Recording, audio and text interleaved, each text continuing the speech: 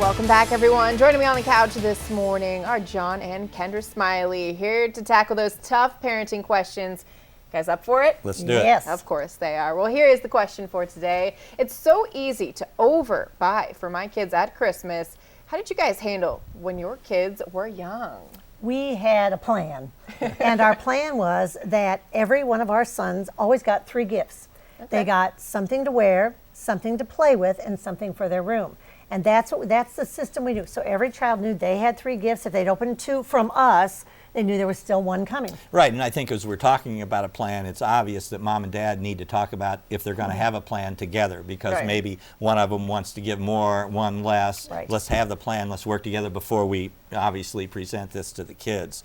And so the plan that we had was good because it depended on our budget. It was flexible. It was flexible, and so if one year was leaner, we could still have those 3 categories and just fit them into our budget. So it worked great.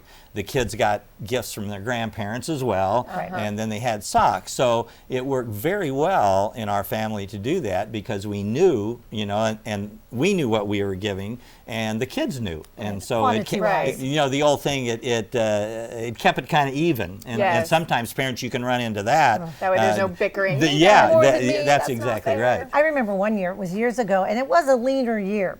And I thought, what are we going to do? And for their something to wear, they actually got new really cool mittens, really cool gloves, but I made a scavenger hunt out of it. Ooh, that's a fun idea. And so they all opened their clue instead of their 3rd present. Thinking, what is this? Yeah, and then they all could read, or maybe the oldest one read it to the youngest one, and they went on this scavenger hunt. And I don't remember where all they went, but I remember ultimately those new gloves, they went together. They worked the clues together. Right. Ultimately, they were in the dryer. And so they went through the whole house looking, and they was probably one of their favorite things, especially when you're talking about something to wear.